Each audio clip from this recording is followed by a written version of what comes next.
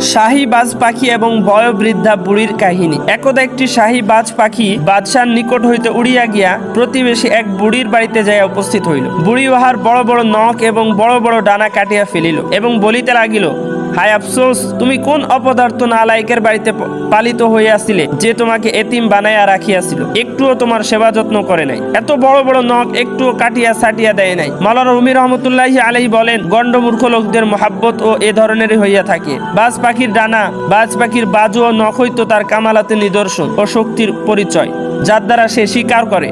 নির্বোধ বুড়ি গুণ ও শক্তির উৎসকেই এই কামালাত গুলিকেই দোষ মনে করিল। শাহী বাজকে ওই জালেম বুড়ি একেবারে অকেজ করিয়া ফেলিল।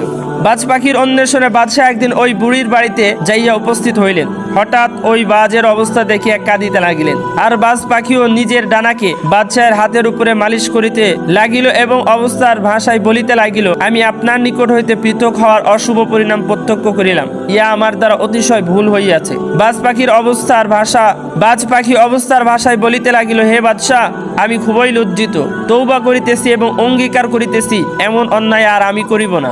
মাওলানা রুমি রহমতুল্লাহি আলাইহি বলেন, এই দুনিয়াও ওই জাহেল মূর্খ বুড়ির ন্যায়। যেই ব্যক্তি এই দুনিয়ার প্রতি আকৃষ্ট হয় সেও এইরূপ অপদস্থ ও লাঞ্ছিত হয়। যে ব্যক্তি কোনো জাহেল গণ্ডমূর্খের সহিত দোস্তি করে তাহার পরিণতিও ওইরূপ হয়, যাহা ওই বুড়ির হাতে শাহী বাজ পাখির হইয়াছিল।